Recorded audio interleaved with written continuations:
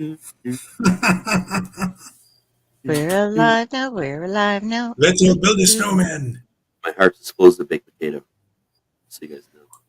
No baked potato. Everyone thinks because you're a zombie, you don't know good coffee. Well, they're wrong. There's only one brew that gets my seal of approval. Deadly Grounds coffee is my guilty pleasure. The aroma is so intoxicating. It brings all of my neighbors out of the woodwork. Deadly Grounds coffee. Coffee to die for and zombie approved. It's good to get a little deadly.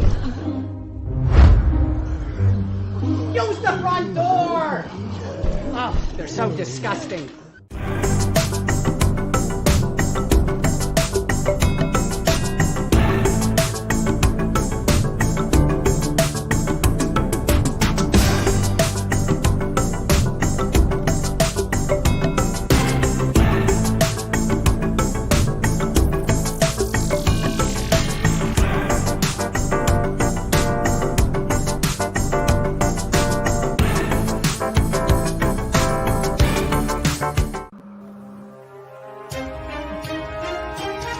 The Dorkening and all affiliated shows are not intended for anyone under the age of 18. The following may contain discussions or scenes that have adult situations, graphic violence, nudity, strong sexual content, and graphic language. This show is intended for mature audiences only. Viewer discretion is advised.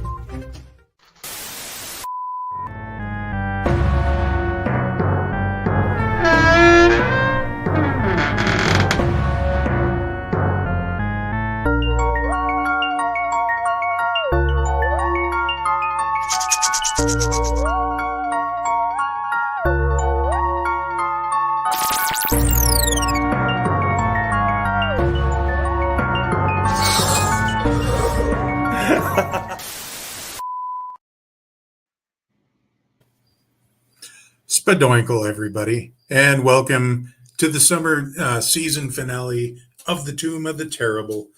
I am your UncleNecRo, and with me tonight is Delphine, Dr. Raz, and Friday in Chaos. How is everybody doing tonight? Alive. My heart's as full as a baked potato, man. Ratatosker and I are overcoming our hangovers, so. People meat. That was a lot of wine you consumed last night there, Del. Yes, it was. No regrets. No regrets. That's good. No regrets. Speaking of no regrets, and, having some friends over for dinner, tonight my blackened heart is as full as a baked potato, as Dr. Raz mentioned. We're discussing the 1993 historical musical comedy, Cannibal the Musical. So written, directed, produced, co-scored, and starring Trey Parker in his directorial debut, Cannibal the Musical is the true story of the only person convicted of cannibalism in America, Alfred Packer. The sole survivor of an ill-fated trip to the Colorado Territory, he tells his side of the harrowing tale to news reporter Polly Pyle as he tells his side as he awaits his execution. And the story goes like this: while searching for gold and love in the Colorado Territory, he and his companions lost their way and resorted to unthinkable horrors, including toe-tapping songs. Packer and his 5 wacky mining buddies sing and dance their way into your heart, and then take a bite out of it. And welcome, Ron. So, Hi, Ron. Hi, Ron. Do Ron. Ratatasker's nosing your head. No. You have squirrel snout on your head. Nobody's doing Ron right now. Well, we were talking about peanut butter on wieners earlier, so Yep. Anything can happen tonight. So, considering the movie, was this our first time watching or not? So, Del, take it away. First time. All right. Doctor? I'm not surprised this was Dell's first time seeing this, as she dislikes South Park. So I wouldn't imagine she would have ever seen this movie because a lot of people involved in South Park made this film. So I, on the other hand, have probably seen it. I don't know how many times. It's probably 100 or more times. I don't know. I've sometimes watched this movie like multiple times a year ever since it came out. So like I remember when it came out for rent, day one, I rented it from a local video store, and I've just never stopped watching it. I think it's hilarious. It's stupid as fuck, but it's hilarious because it's a musical, and that's what makes this movie special. Indeed. Friday in Chaos? Yes. First time. Yeah, first time. First time? Yeah. Both of you? Okay. All right. Ron, was this your first time? Much like Raz, this was not my first, nor my second, nor my third. I honestly don't know how many times I've seen this movie. I believe I saw it originally way back in maybe 2001 or 2002-ish, somewhere around there. Probably around the same time Basketball came out. And I heard about this one and went out and bought the DVD. See, this was not my first time watching it. I first watched this at a friend's place one summer afternoon. It was the year 2000. We made grilled cheese sandwiches, and because he just got this newfangled thing called a DVD player, he showed me the DVD of Cannibal the Musical. Also, the previews on that also featured quite a handful of Trauma classics that I really, really wanted to watch at the time, but really couldn't with before the advent of streaming things online. So we'll move on here. First impressions of the film. Go ahead, Del, since this was your first time. What was your impression of the film there? As Dr. Raz has mentioned, I am not a Trey Parker fan. And I was like, well, maybe it will be different seeing a movie done by Trey Parker than watching a show done by Trey Parker. And it really wasn't. It had a slightly different vibe, but a lot of the Parker-ness came out in it. And so I tried to back off and watch the movie as a movie, not relating anything to South Park or whatever. And so it was a mediocre film for me. As I was saying pre-show, I like cannibals, I like musicals, I like movies, but this, even though it put them all together, hi Tom Dog, just didn't work for me. It wasn't my best thing ever. And hi Mahana. Okay. So that's all I got on Hello. there. All right. Well, Raz, do you remember what your first impression of this was way back when you first watched it? Yeah. This was before, obviously, South Park was the thing when this movie first came out in '93. They were still at the University of Colorado, and when this movie came out, so it was weird for me having seen this, and then South Park came out in Basketball because again, I didn't know who these guys were. So when I first saw this, I was like 11. I want to say like 11 or 12 years old when I first saw this, and I was like, "Holy fuck, this is absolutely weird and stupid." And by the time I was at the end, this is amazing. It was just this. I was so confused on what was going on, and I was already someone that absolutely loved pretty much everything Trauma, everything bad films, and I bought this movie at a con at that age from the Trauma booth. Of all places, they had a copy of it. I can't remember why, but I couldn't believe that this was a thing because it mashed my love of musicals and horror together and comedy, which I'd never seen really anyone do like that before. So it went from being weird and what the fuck to just I was enthralled the entire time by about a quarter of the way through. That's when I just sat there and just stared at the screen in disbelief. Yeah. Okay. Friday, what was your first impression of this film?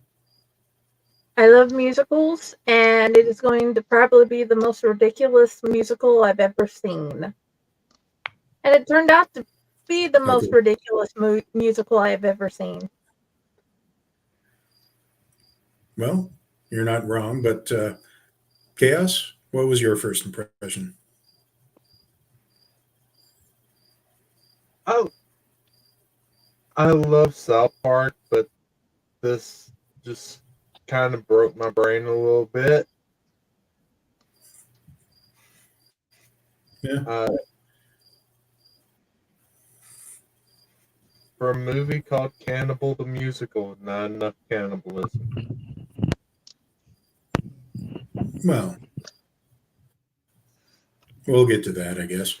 Yeah. Ron, what was your Bravo. first impression of the film back in the day?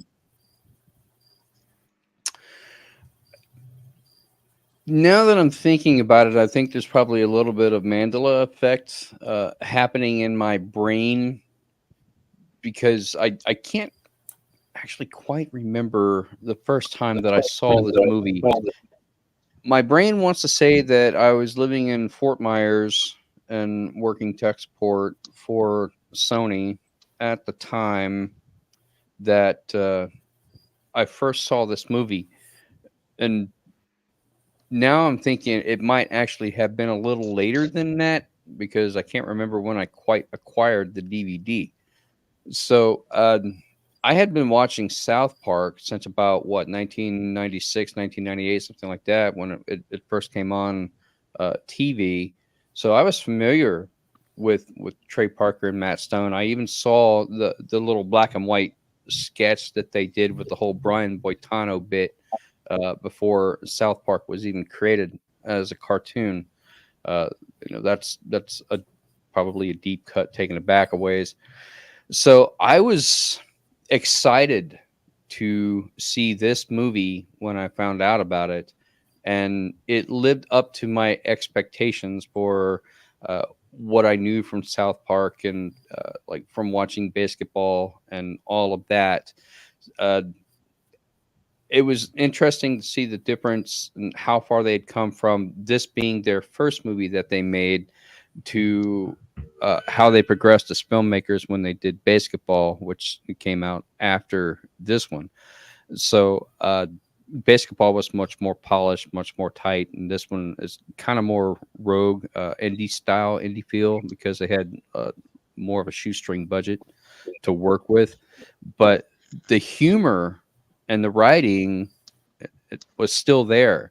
And all of the music, I think even Trey Parker is credited with like a lot of the lyrics and music in the movie itself. And most of the people, not all of them, but most of the people actually sang their own parts.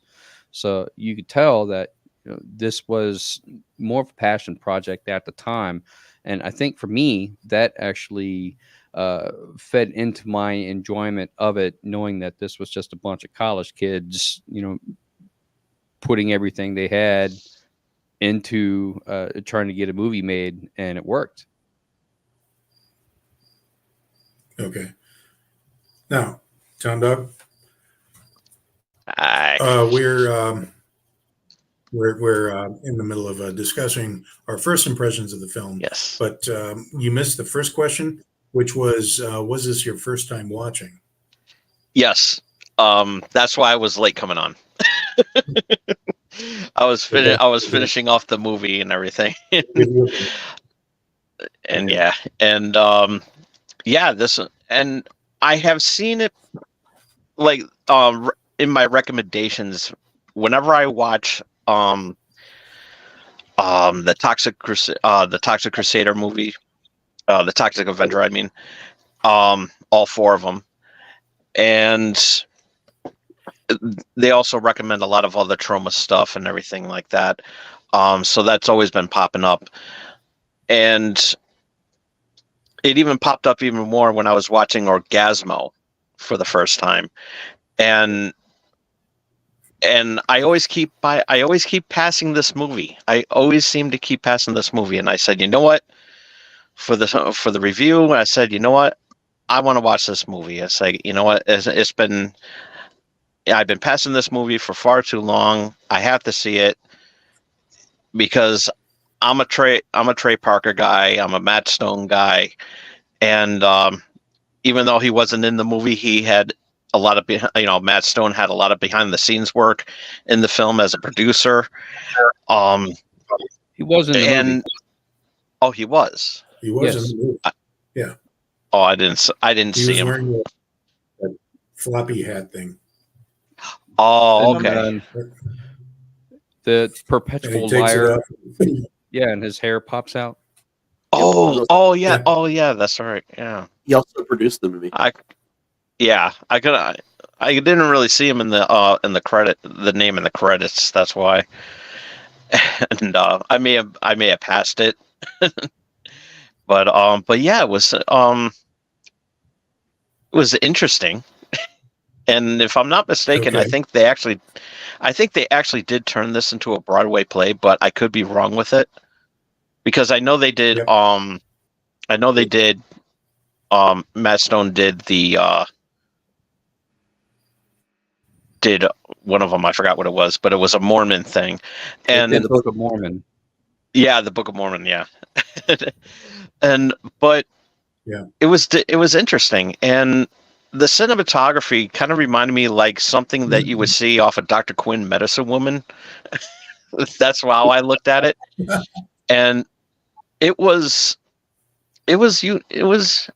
very unique, and yeah, I now am I'm glad that I finally get to watch this movie, because I should have watched this a long time ago, because Yeah. it's something that I should have watched a long time ago. Okay. Well, as far as I'm concerned, my first impression of the film when I first watched it, at first I also had this. Well, this is an interesting take, but excuse me here. But then the fact that this was made 4 years before Seinfeld even debuted really impressed me with the writing style and the kind of humor that Trey Parker had for the writing and everything. It was very impressive. Trivia notes. There's like oodles of that if you go to the IMDb page, but I picked out the ones that I really wanted to highlight. First, this is loosely based on the true story of Alfred Packer and the sordid details of the trip to from Utah to Colorado, that left his 5 fellow travelers dead and partially eaten. And then once you strip away the myriad humorous anachronisms and other gags, the movie's basic plot and character arcs are mostly accurate account of the Packer case itself. They actually did the courthouse scenes in the actual courthouse where Alfred Packer was tried at. So that's a neat little detail that they did. And my favorite one, my favorite trivia bit was Packer's horse is named after Trey Parker's former fiance. Parker discovered that she was having an affair, so he gave her name to the horse that would, and I quote, let anyone ride her. So Wow.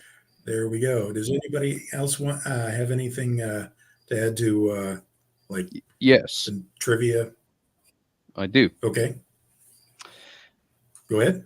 Having watched this movie on DVD, there is an audio commentary track that goes along with the movie that is narrated by Trey Parker, Matt Stone, and the guys that play the trappers, the 3 trappers. And I think Dean Bahar is there as well. Trey talks about that with Leanne.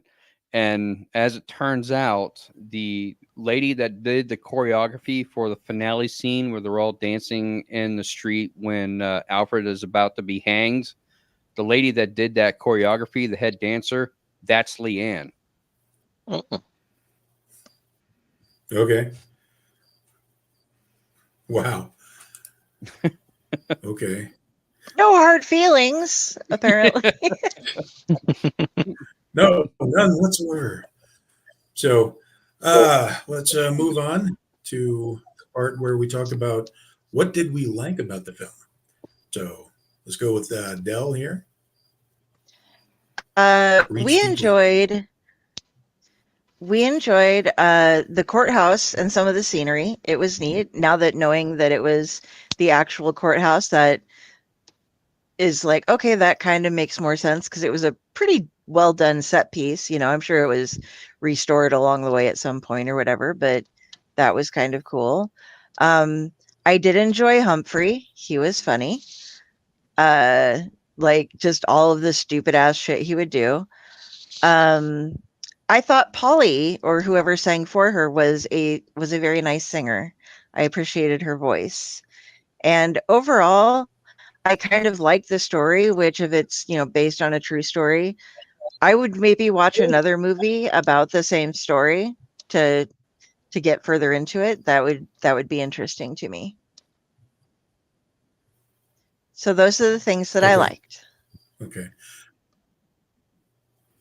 Awesome. Dr. Raz, what did you like about the film? Like I said before, pretty much all of it. Again, the more times I watched it, and then of course, like I said, after South Park came out, and then Basketball, it made me love them more.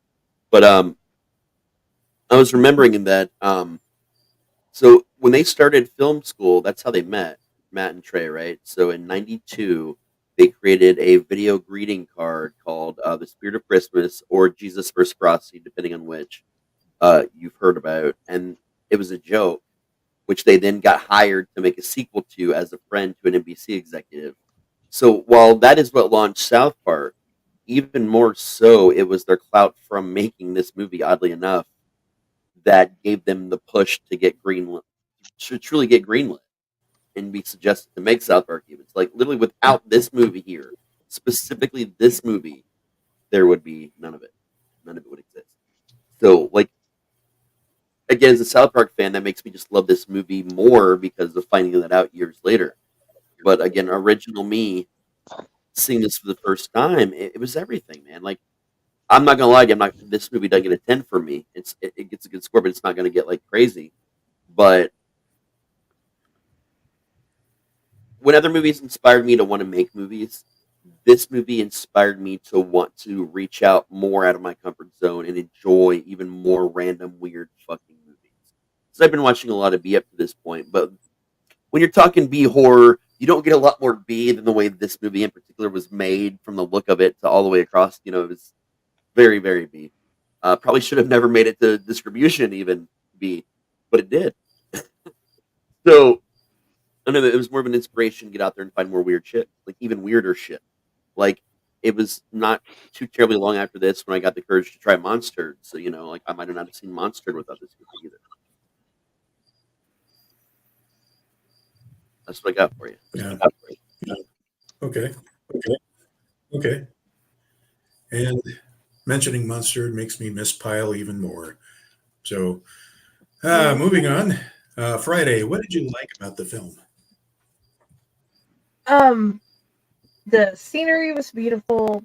I love how everybody who sung actually sounded like all of it was on purpose, on key, and actually pretty well sung. I thought it was interesting with it coming out 4 years before South Park. We could hear Cartman singing in the store scene. That was interesting. Yeah. I love how they tried to stay true to the story, even though they made it comedic. And they had used some real sets from what had actually happened.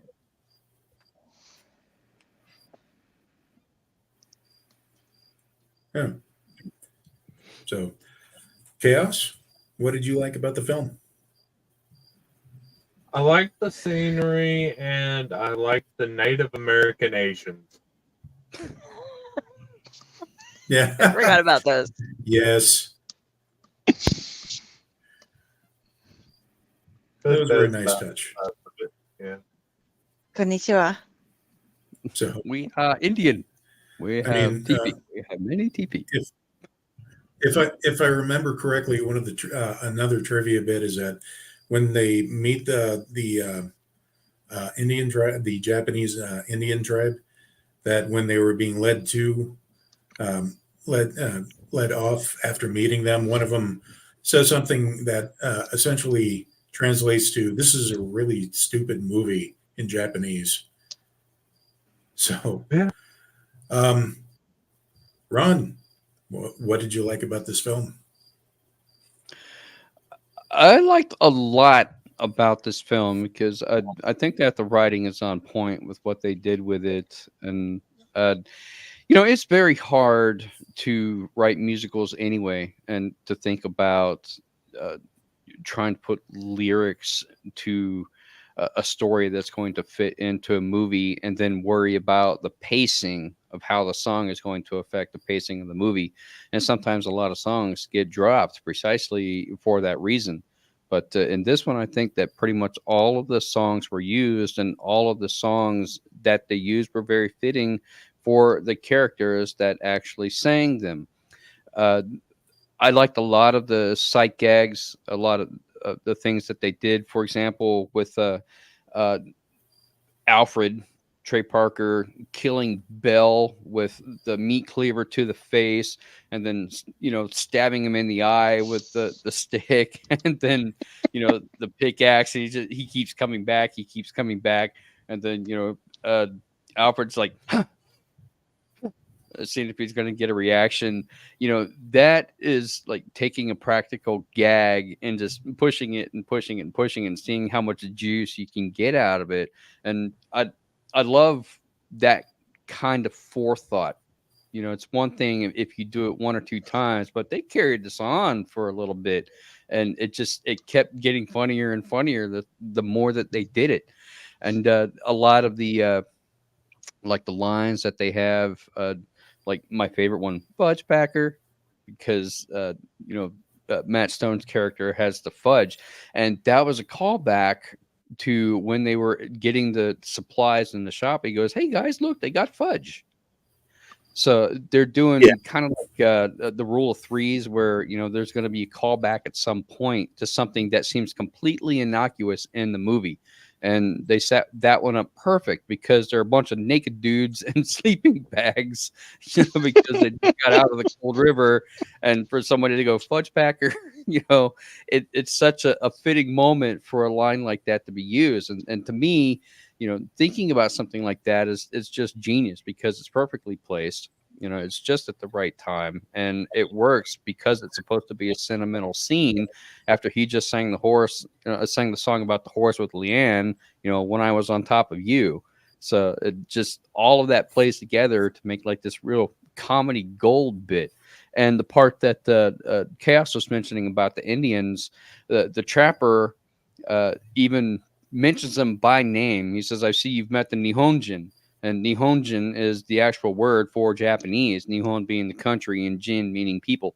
So Japanese people is the name of this Indian tribe, the Nihonjin. Just, little things like that when you dive into it a little bit deeper, you start getting more meaning out of it. And a lot of this, they do cover in the audio commentary. So if you get a chance to listen to the audio commentary for the DVD, I would highly recommend it, because it's just as funny as the movie itself, especially considering that they're all drinking and getting more progressively drunk as the movie goes on. So I would highly recommend the audio commentary if you get a chance to listen to it. Yeah, definitely. So we're on to Tom Dog here. What did Alrighty. you like about the movie? The cinematography, as I said earlier, was amazing. The backgrounds and everything like that. It was awesome.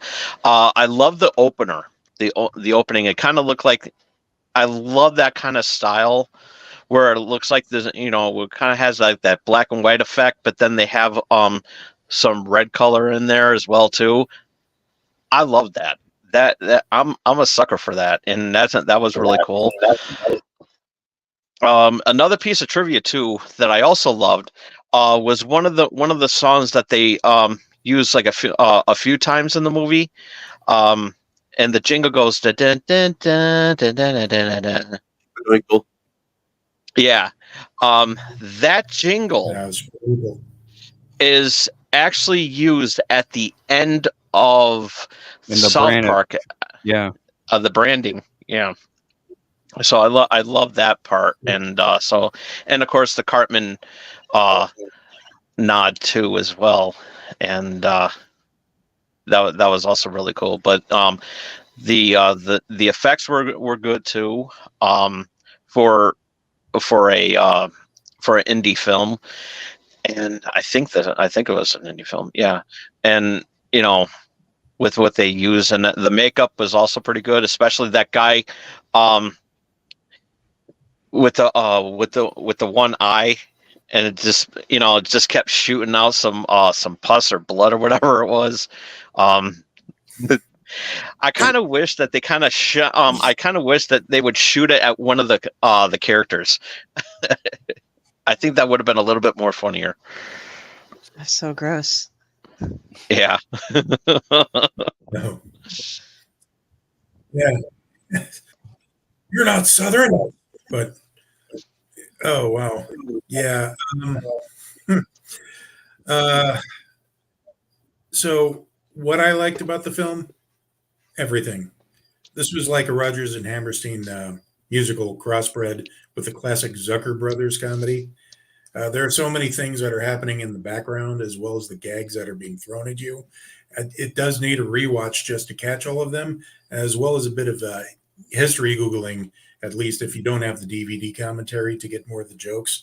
The one that really stood out that this second time around I wanted to catch because I heard about it but didn't catch it the first time. In the Let's Build a Snowman part, during the tap dancing part, when it pulls out from the close-up of the feet, the snowman has an alien head.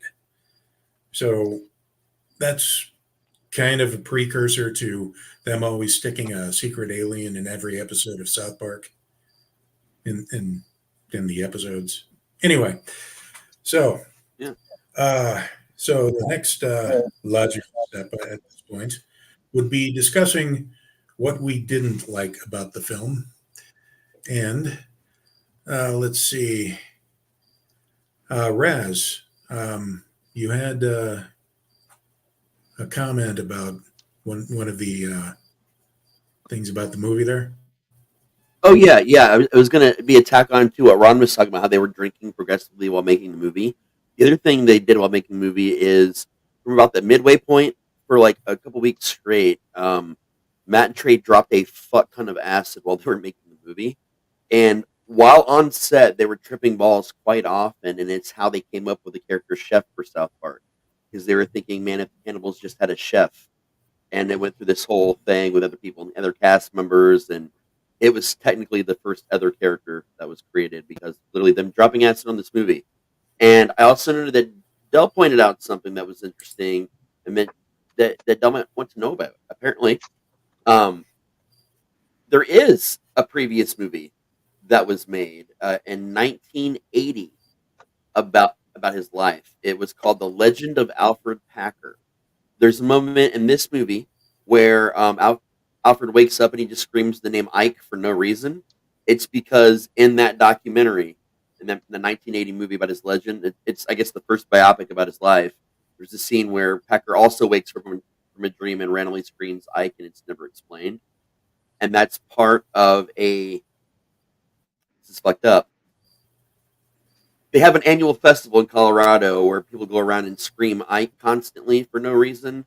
And they also have games they play there and different contests. And one of them actually includes a raw meat eating contest. Yep. Yeah. That is one of the more odd.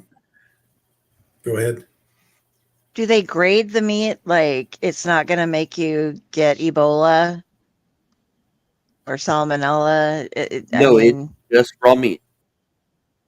Like they don't have it brought in specially and checked by inspectors or anything? Nope. It's easy to eat. Hamburger and eat it. like my one of my family members went from being a vegetarian to somebody who enjoyed eating tiger meat, which is basically or steak tartare. It's raw hamburger meat with egg and like salt and pepper mixed in it, and that was, but when you eat that, you make sure that it's like really good quality meat, so you don't get Ebola. Not Yeah, no, Ebola, they're E. just coli. really Sorry. sick.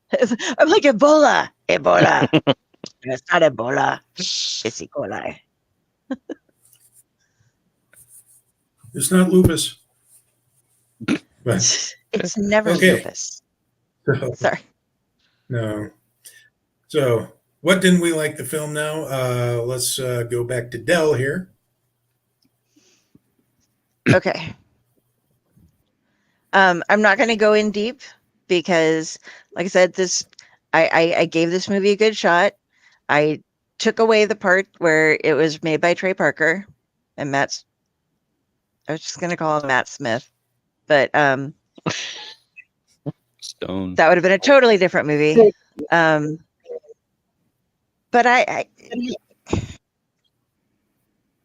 it was just a little too corny for me. It's just not my sense of humor. So I was like, okay, I like the storyline. I did like some of the gags and things. Like I enjoyed where they went with some of it. It was just some of the jokes drug on too long for me, or were just a bit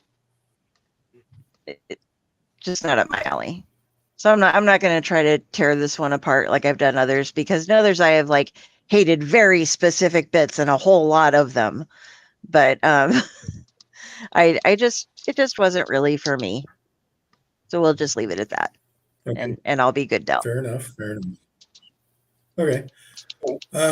Dr. Raz, was there anything you didn't like about the film? Honestly, the only thing that like really bugged me sometimes was the way the movie was shot, like what it was shot on.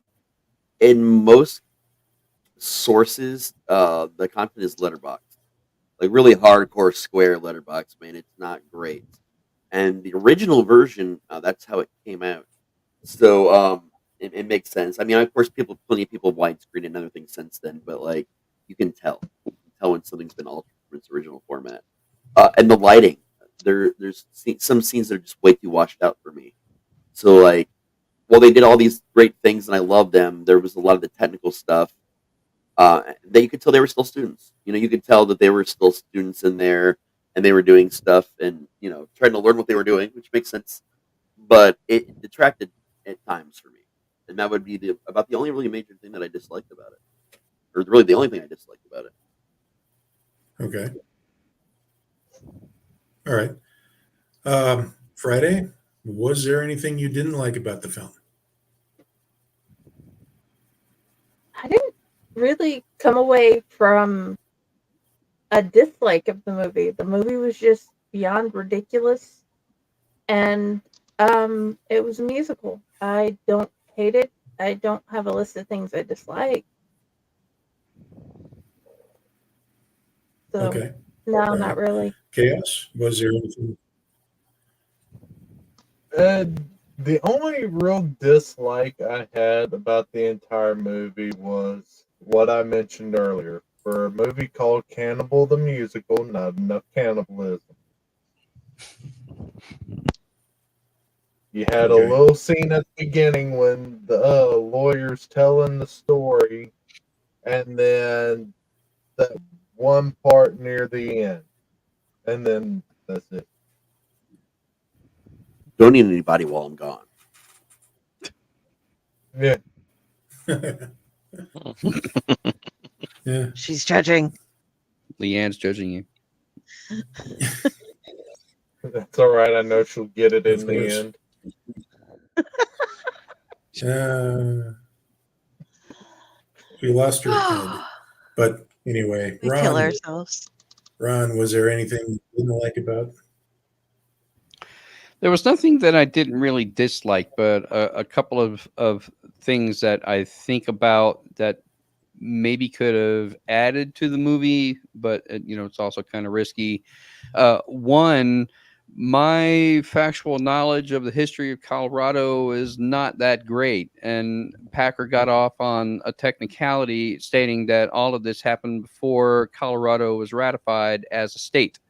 But there's nothing in the movie that specifically states that, of when Colorado was ratified, and the fact that this happened before Colorado was ratified as a state. So to me, it felt like it came a little bit out of left field, but it probably worked to get them off for whatever reason, and that could be historical fact on how it actually happened. I don't know. I haven't really researched the whole Alfred Packer thing. Another one, for the majority of the movie, Packer is pretty much in jail and talking to Polly through the bars. Yet by the end of the movie, they're kind of having this full-on love affair, and it's progressed with nothing having happened prior to their first kiss at the end of the movie. And just, I guess in the end, the guy gets the girl and everybody lives happily ever after. But it's a good trope, but there was really not a lot of lead up for that within the movie. And the third one is more of a suggestion. When we have the Nihonjin Indian tribe speaking their Indian language, I would have liked to have had subtitles that showed what they were actually saying, because I felt like they could have been talking about where they were going to go for dinner that night and, get a pizza from Domino's or whatever, and if you actually had those subtitles on the screen that had absolutely nothing to do with the movie, just because they knew nobody would know the Japanese that they were saying, they could have put whatever they wanted in those subtitles and it would have been fucking hilarious.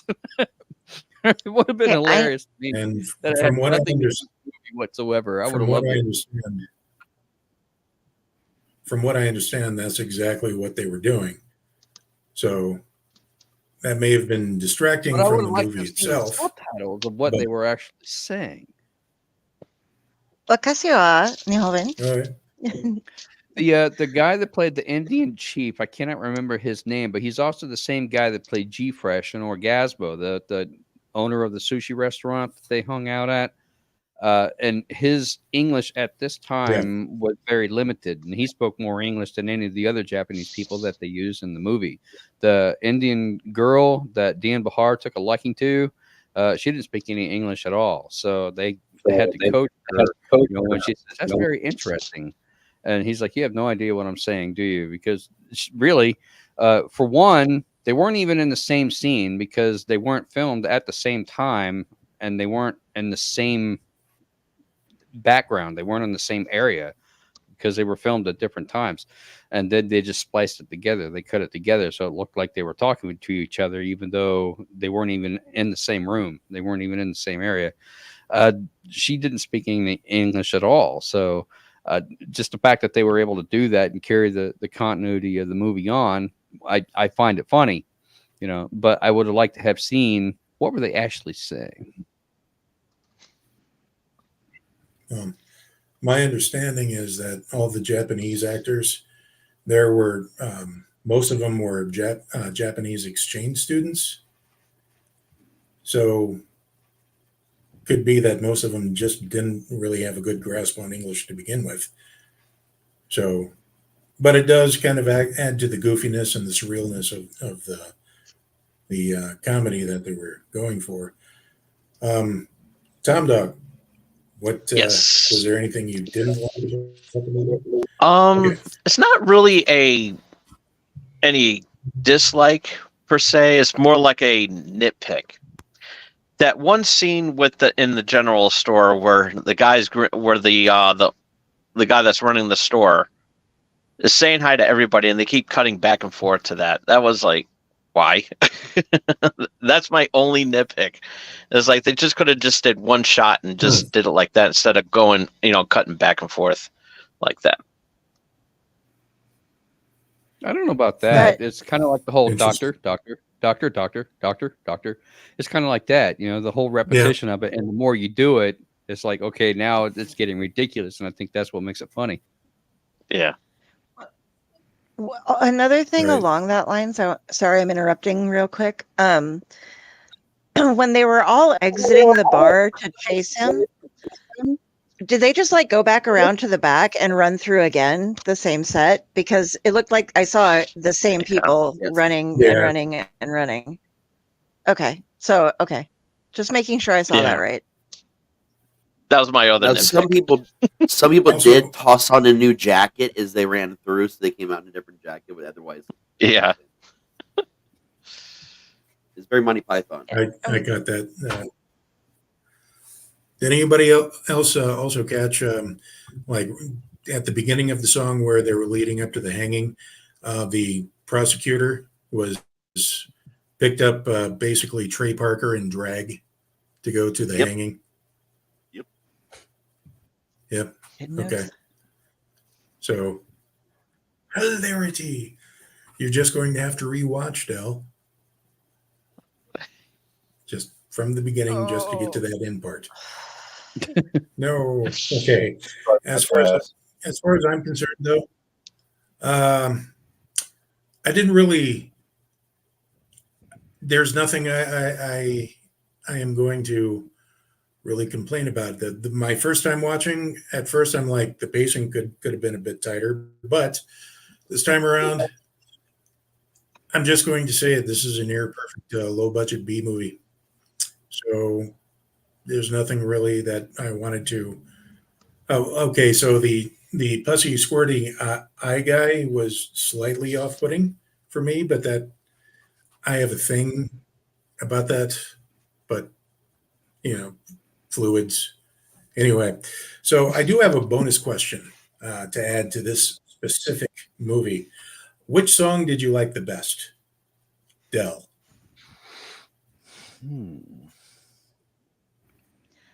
That's a good question. I'm gonna say I like the one that Polly sang when she was writing her story and sitting on the stairs. That the guy came down and was just watching her singing through part of it and like trying to see what she was looking out at, and then she just looked at him and he walked on down the stairs. Because I enjoyed her singing, and then I enjoyed that too, because that is one thing that always occurs to me when I'm watching a musical is everybody in the cast in the musical, or are there some people who are just walking around town like, what the fuck is everybody doing, breaking out into song and dance every now and then? Why wasn't I told this? And that I liked both aspects of that. Her voice, the song was kind of pretty, and then she's like, or am I just a cold bitch or something like that? And the guy just trying to look out with her. I like that song. I thought he was going to sing to her, sing with her. Nice. That's what I was hoping. That would have been hilarious. I think that's my other nitpick right there. That guy did not sing with her. Okay. Raz, what was your which song did you like best? Ooh. That's a really hard one to pick for me, man. There's a lot of absolutely amazing songs in this. Like, I always kind of want to go with, I'm trying to remember the name of it now. Hang the Bastard. For some reason, I don't know. Hang the Bastard just really cracks me up. It's really wrong. It's absolutely fucked up of a story, but I'm definitely somewhere between that and Spadoinkle because, like, again, that's just a very big deal, because South Park and just that movie in general, that being the title song of this movie in general, it's a very special song to me. So, but the Hangman one is just really funny. That's funny and wrong. Yeah. And apparently Spadoinkle was just like a word they used as a placeholder while they were writing the song. It just got incorporated in there. Couldn't be more thankful because that's part of my lexicon now. How you doing, Uncle Necro? Spadoinkle. Or if you want to swear but you can't swear, there you go. Spadoinkle. But anyway, Friday was our song that you like the best. I'm torn between the Luck song or the Hanging song. I can't pick between those two, and I've been thinking about it, and I can't. Okay. Chaos? I have to say the Luck song. Okay. All right. Ron, what song did you like the best? I'm also torn, but for different reasons. One would be the song that Packer sings about the horse Leanne, When I Was on Top of You, because it's such an innuendo song. If you didn't know he was singing about a horse, you could take that, in so many other ways. And they even set it up that way at the beginning of the movie when Polly says, we could talk about Leanne, and they never mention what Leanne or who Leanne is until you find out that Leanne is the horse. So if you never knew that bit of information and you thought that he was talking about a girl, it would make that song take on a completely different meaning. And I love the innuendo fact because, he had to be thinking about that when he wrote the lyrics for that song, which I think is genius. It reminds me of something that like Here Come the Mummies would do.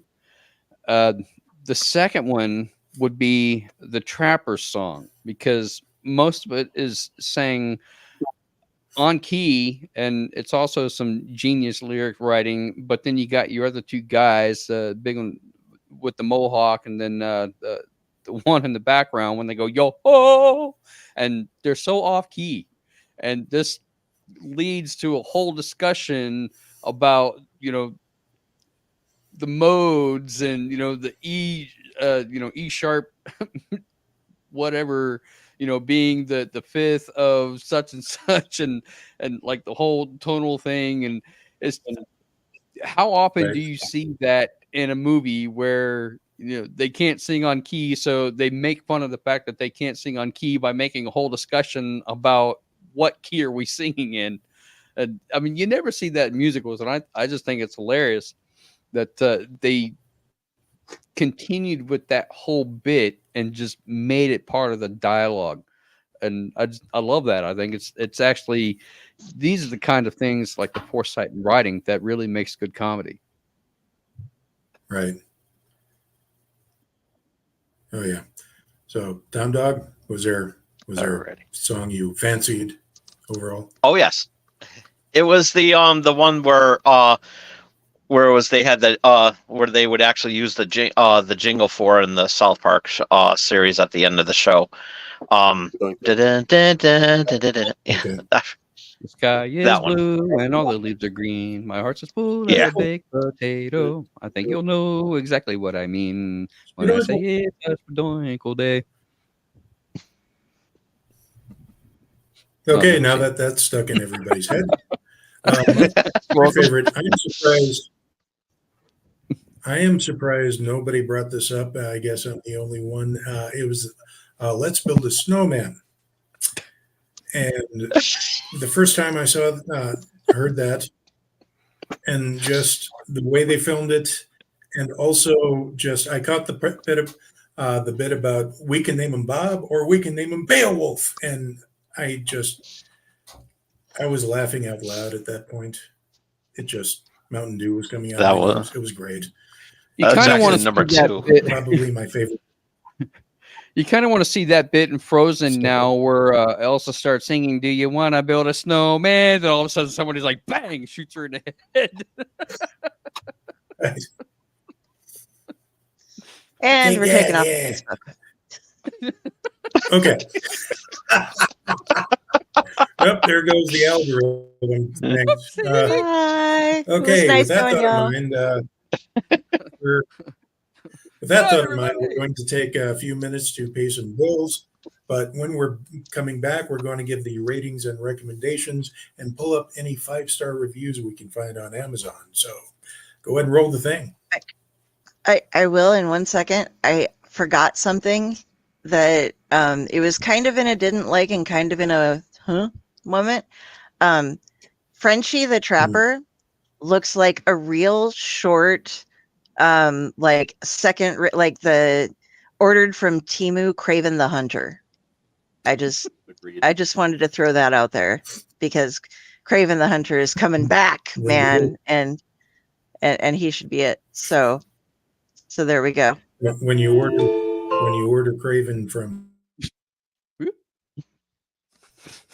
I made a boot. sorry, I was premature adulation. Go ahead. when you order Craven the Hunter, go, do it now. Okay.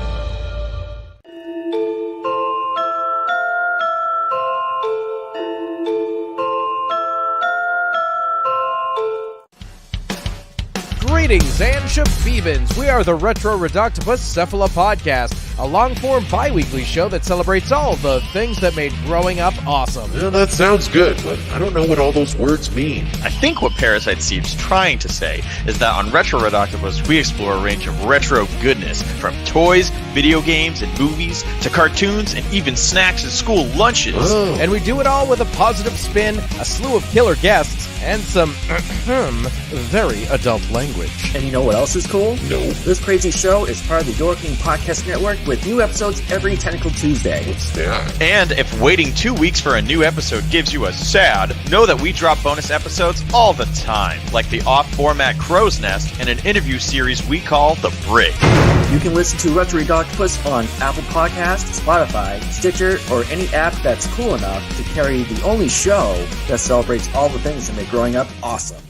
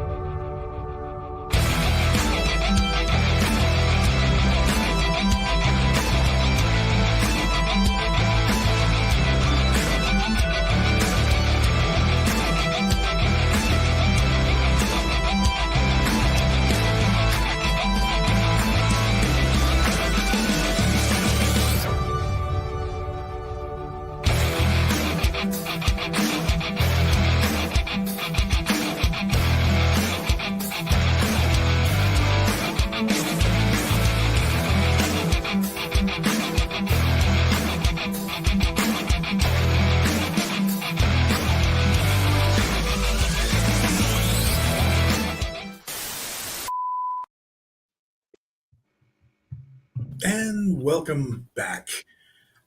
So, we like talking about movies here. We've talked about one tonight.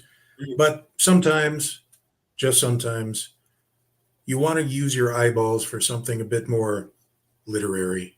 And for that, we also have you covered. We have a couple of collections that you might be interested in if this is your first time watching. We have the Owlite Menagerie, which features literary geniuses that frequent this show and various other shows that we like to talk about, with stories in this book that I know you're going to fall in love with. And if you purchase it, all proceeds for the coming year go to pro literacy. This helps to fight illiteracy. You see how that works? Yes, you do. Because you're smart on account of you watch this. There's another one called Nightmare Whiskers that's coming in October, also featuring several of our favorite literary geniuses. Some have 2 in them, which means that person is extra geniusy. If you buy that, you would be greatly entertained, and you too will become a genius. So, We also have moving along. recently released. I'm going to jump in and steal it again real quick. Recently released, we just completed the Kickstarter for the new release of the More Lore from the Mythos Volume 1. If you notice that cover off to the side, this is what it actually looks like. And the new More Lore comes out with a couple of different hardback editions. There's a cloth-bound edition that you could only get from the Kickstarter, and that's over. But wait, there will be a second Kickstarter coming out soon. And all of these new editions are bringing along with them some new fabulous color artwork that you will get in Kindle, paperback, or hardbound editions. And you'll find Raz and I in both of these, as well as hopefully the upcoming 3rd volume. And now back to our regularly scheduled program. The wackiness ensues, people. Okay, so we're finally at the ratings and recommendations part. Del, what would you give Cannibal the Musical?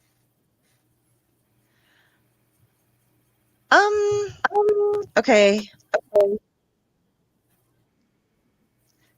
They get an extra 0.5 for having actually used the actual courthouse. So I'm going to give this an even 5 across the board. Okay. Would you recommend it?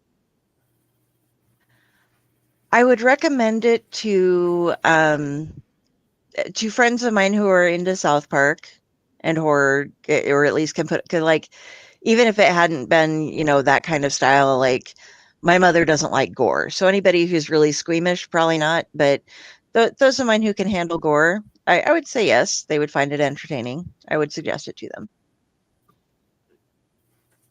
Well, I forgot to bring this up, but at the very beginning of the movie, it has a little disclaimer at the beginning that this originally wasn't, it's fake, obviously, but it says what you saw here was heavily edited with all the gross parts taken out for your safety and enjoyment. And then it goes immediately to the description of the cannibal scene from the courthouse. Brilliant. So did you see Dr. Raz, what would you give this? The disclaimer at the end. I'm sorry? Did you see the disclaimer at the end? Yeah. Yeah. Yes. Following should not have been watched by children, basically. One of my favorite things ever. They put it at the end of the movie. Raz, what? I'm giving it a solid. I'm giving it a solid 8. Again, the reasons why I mentioned earlier, I couldn't give it the 10 because there were times when just the way it was filmed, was just a little bit tough for me. But overall, like I said, it was a lot of fun. I always recommend it to everyone. There's things that you, as a South Park fan, you have to watch and understand. It's this movie, Basketball, and Orgasmo. Like, you've got to see those 3 things to appreciate South Park for what it is. So yeah. Yeah. All right. Would you recommend it to others? Oh yeah, I said that already. Yeah, I would definitely recommend it to everyone. Everyone. Okay. Everyone. Okay. Seeing it in the street. Awesome. Okay, Friday. What do you give this, and would you recommend it? I've already recommended it to people because before I even seen it, I had shared the link. Here, people, watch this with me. So you can't keep doing that every episode. That doesn't count. Why can't it count? No. If I'm Because you're the putting it in publicist. public spaces. Because yeah, Publicizing Then is you're different the than publicist. recommending.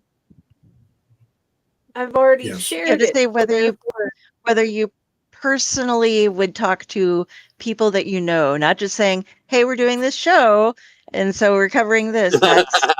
That's you can't do that. You Okay. have to do it like if you personally would tell your friends on its own merit, not because of it's something that you're doing for the show.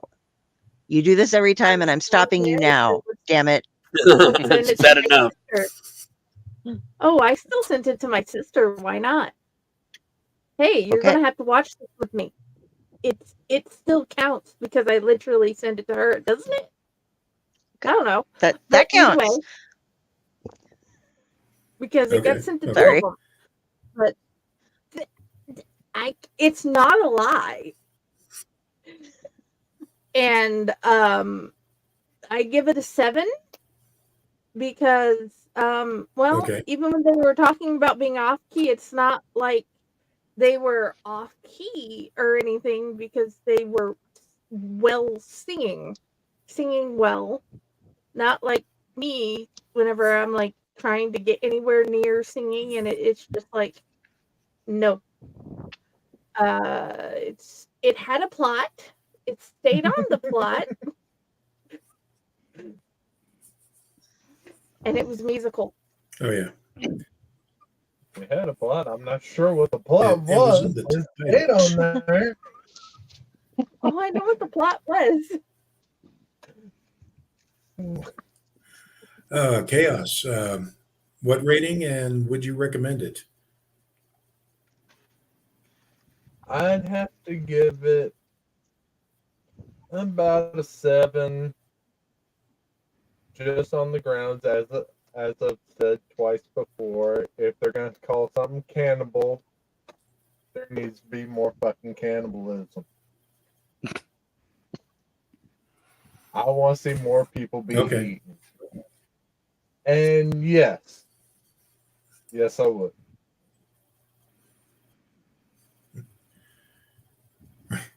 So like 25th anniversary edition, now with more cannibalism.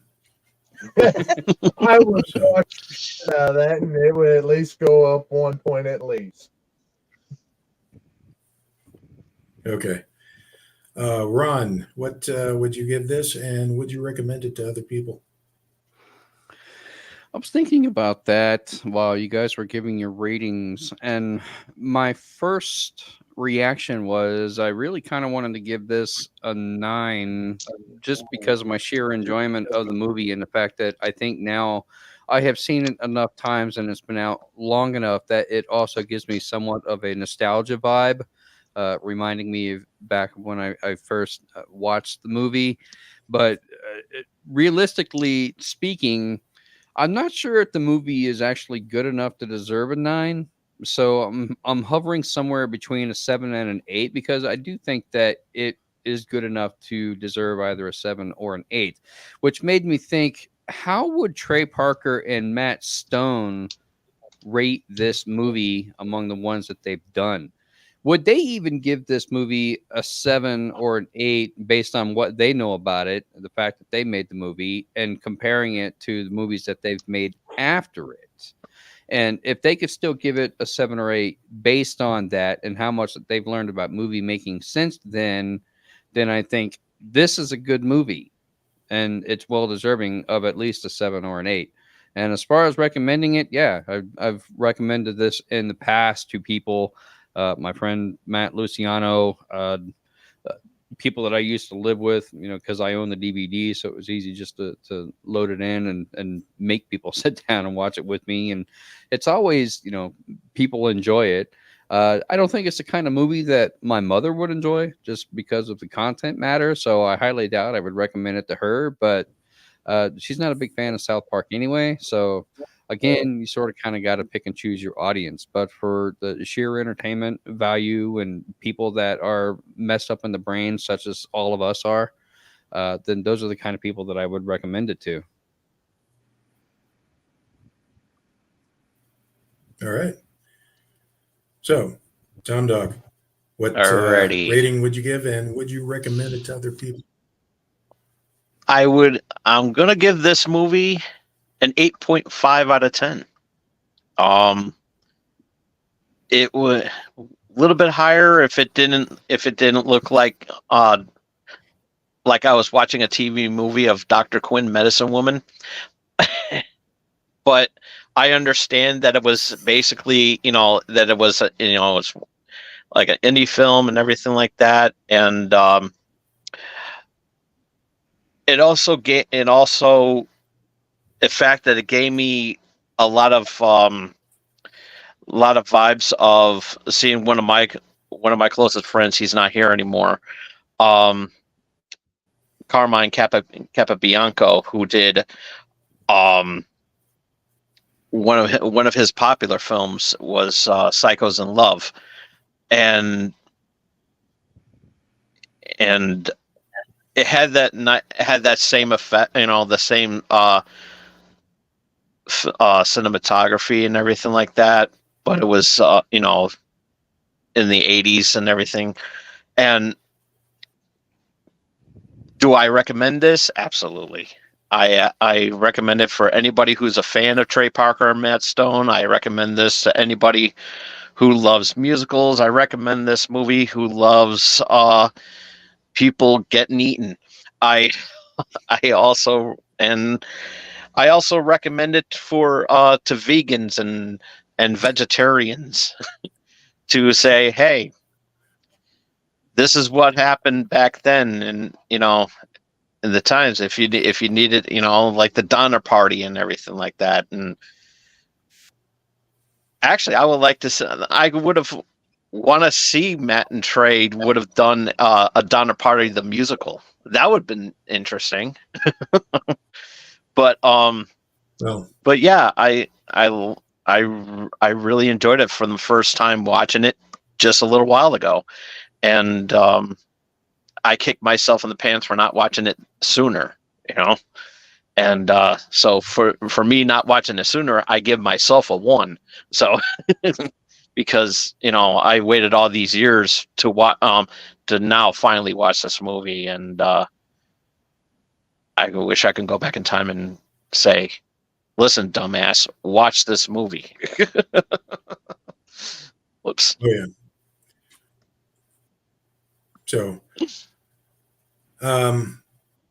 So tonight I'm going to say that I give it an 8 out of 10. And yes, everyone should watch this movie. It should be shown in high school history classes everywhere. As a matter of fact, it's one of the contenders of the choices that I'm going to foist on my friends at the birthday limit later this year. So, let's see. We do have some 5-star reviews. They're short ones. So the first one is hilarious. Love the movie and all the laughs. All right. Short, sweet, to the point. This movie is awesome. My whole family loves this movie. I bought it for my sister for her birthday because she borrows my copy all the time. There you go. This next one is kind of odd because Cannibal, 5 stars.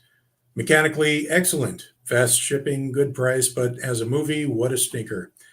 They still give it 5 stars. So weird. And any fan of Trey Parker and Matt Stone need to see this. A hilarious musical by Trey Parker and Matt Stone. If you like South Park basketball, Team America, and Orgasmo, then you will love this movie. Okie dokie. Okay. So, with that said, let's go ahead and move on to the Wheel of the Terrible. I'd also like to announce that even though I don't generally eat it, for some reason my entire apartment smells like ranch right now. Okay. It's just through them as we've been So, watching. I do wanna- When we started, it didn't. As we've gone through this, somehow Cannibal the Musical has brought the scent of ranch into my house, my apartment. As it does. I will ask Del, would you like to explain what we are what we can look forward to in the upcoming season. Yes. Okay. Go ahead. So here's the deal.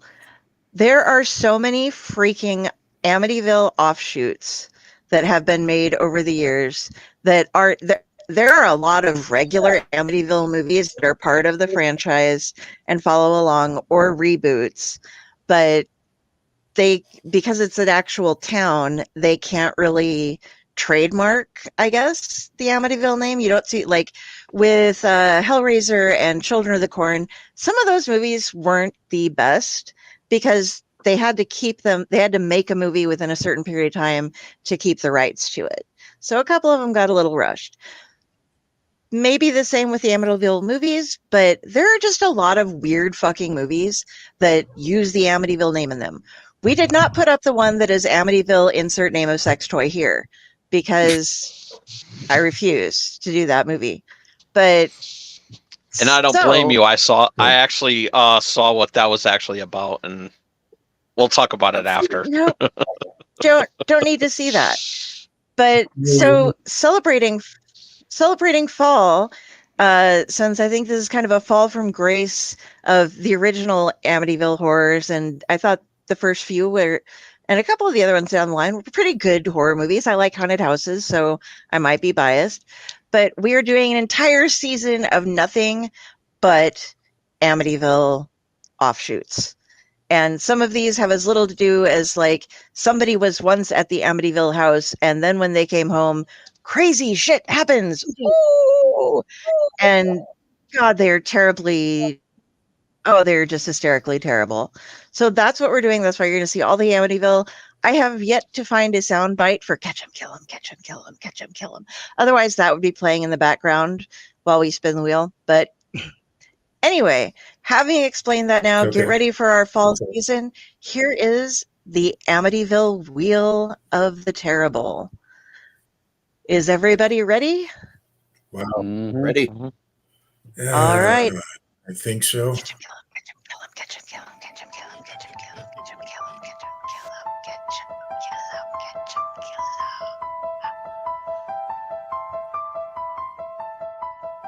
And of course, we will be watching Amityville in Space. Hey. 2022. Hey. In space.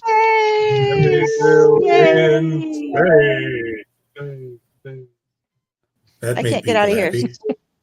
Is this going to be anything like Jason X? Oh God, I Nope, hope not. Jason's not in it. I'm guessing it's going to be more like Leprechaun. There actually is a I think it's going to be Amityville more like leprechaun. in space. There is, yeah. There's an Amityville everything. Is it on the wheel? No, we do have Amityville Christmas Vacation, Boy. and let's see here. Let me close down.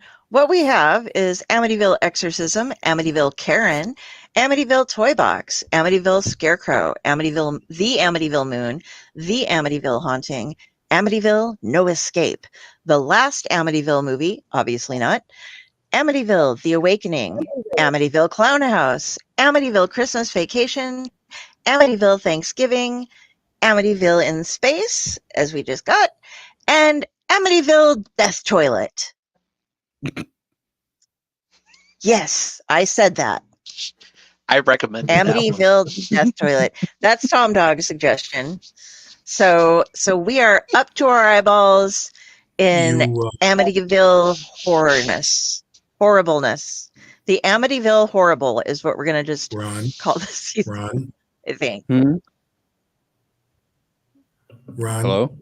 Hello. You may use your two puns right now if you wish. You know what was actually on my mind, since we're going to be doing all of these reviews, is we can compile them, all of Dell's segments, into one long video file and call it Amityville the Ratatoshka Files. Okay. He's for it. He'll take it if you want. He's a I bit of a have a feeling showboater. there's not going to be a whole hell of a lot of Amity from watching all of these Amityville movies. Oh, guys, look them up. They're Uh-huh. like, there's It's going probably to got to be easily be 100 if you look out there. The ones made They're by still in Mark Norman production. are the best. I'm really hoping we get Amityville the Exorcism or the Amityville Exorcism, because the costume for that demon, well, you'll just have to see, because Yeah. wow, well. they had a budget I've of seen like it, $5 yeah. for that movie. Yeah, I made you watch that. So sorry. No, I'm not. Yes, you did. Yes, I did. No, sorry, not sorry. So, okay. With that thought in mind, it's going to be a fun season. We bid adieu to the summer. Finally, that evil, just ball of fire in the sky can just go away. Go away. So, Del, where can we find you? You can find me at Carrie, Kari Sanders, Sanders, on Facebook. If you see this, that is me. I am judging you all the time. Alongside of that, there will be all of my different. Stop it. All of my links are over there. You can find the Delphine page. You can find my author page. You can keep the sheep up. I like that one. You can find me on Amazon on my author page. You can find me on Tuesdays at Splash Pages. Except for this Tuesday, we are taking a day off because we have a lot of shit going on. Okay, no, stop. You called for him. Was that Pizza the Hut? No, that's Monster. No, that's the Poop Monster. Oh. But you'll find me on a lot of the Owlite shows. I'm on every Sunday pretty much, and every Tomb of the Terrible, if I can watch the movie. If it's too flashy, I can't watch it. And you can find me in my corner here, just sitting around with my emotional support squirrels, Ratatosker. So yeah, that's me. The more you know. All right. So, Dr. Raz, where can we find you? You could find me at RazTSlasher.com or all your favorite social media outlets. To be honest, though, there's a 99.9% chance you're going to be talking to the #1 Raz T Slasher cosplayer in the world, and that's Jenny. It's Friday down here. But yeah, you guys aren't really seeing a lot of me, period, outside of just shows right now. I'm not doing a lot in public because we are getting ready to open Hell's Dungeon Haunted House, which we're really excited about. We've got an all-new ad. We're shooting a music video this coming Sunday, which is also our family and friends dress rehearsal night for our new theme song that we have for the haunt. So I'm excited to get that done and talk about that. But we have so many changes, so many crazy things that that in school is taking up like almost all my time right now. So it's been crazy. But make sure you come out and see me in 2 weekends. Hell's Dungeon. Nice. All right. Friday, Chaos, where can we find you guys? I'm at Owlite. I'm at Paycor. I'm at Friday with the Library in the Blue Box, and I'm on Jennifer Elliott, the author page. Okay. And Chaos? My puppeteer.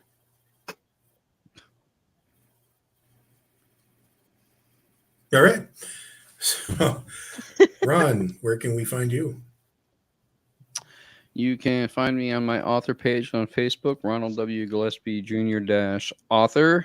You can find my short stories and the new anthologies that Fae Core Publishing has out with Fae Propaganda, Owlite Menagerie, and the new Nightmare Whiskers that's going to be released in October. You can also find me on TikTok under @WolfDojo. I am a martial artist by trade. Try to make martial arts content for TikTok if that's the kind of thing that you're into.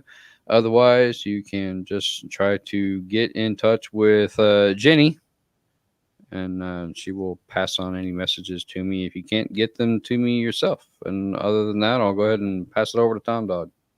Alrighty. All right. You can find the Boat of Broadcasting on Brill Pro on the YouTube channel. and at Tom Dog 16 at Tom Arcade 69. We just got done. I just got done with Tom Dog Days of Summer for the month of August. We're all set with that. Now we're just going back to our regular scheduled tomfoolery. Ba-da-bum-bum. And speaking of which, this Thursday we got some. Pretty much have a pretty interesting episode, and I'm going to be bringing back one of my old bits that I used to do on cable access, where I ruin a child's toy. And so yeah, it's going to be one of my it's going to be an interesting one. So I'm not going to show that off here because that will spoil the surprise. But if you want to see what it looks like, all you have to do is face hug that subscribe button. All right.